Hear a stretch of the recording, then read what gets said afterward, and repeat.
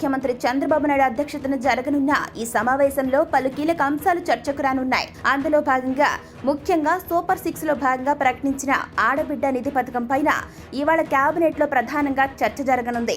8 నుంచి 59 సంవత్సరాలలోపు వయసున్న ప్రతి మహిళకు నెలకు 1500 రూపాయలు ఈ పథకం ద్వారా ఇస్తామని ఎన్నికల్లో కూటమి సర్కార్ హామీ ఇచ్చిన విషయం తెలిసిందే. మహిళలకు 10 లక్షలు వడ్డీ లేని రుణాలు అందించే అంశంపైన చర్చ జరగనుంది. ఇక గతంలో ఈ మొత్తం 3 లక్షలుగా మాత్రమే ఉండేది. అలాగే పేదరికం లేని సమాజం నిర్మించడంలో భాగంగా P4 పైన కూడా ఈ రోజు కేబినెట్ లో చర్చ జరిగే అవకాశం కనబడుతోంది. అలాగే పెండింగ్ లో ఉన్న నీరు, చెట్టు బిల్లులకు నిధుల విడుదలపైన మంత్రివర్గం చర్చించనుంది. ఇరిగేషన్ ప్రాజెక్టులు, గేట్లు, కరకట్టల పటిష్టతకు ఎమర్జెన్సీ ఫండ్ కింద 300 కోట్ల రూపాయల విడుదలపై చర్చ జరగనుంది. బొడమేర ముంపు, వరద సాయంపై మంత్రివర్గం చర్చించనుంది. మద్యం పాలసీ, మైనింగ్ పాలసీలపై చర్చించే అవకాశం ఉంది.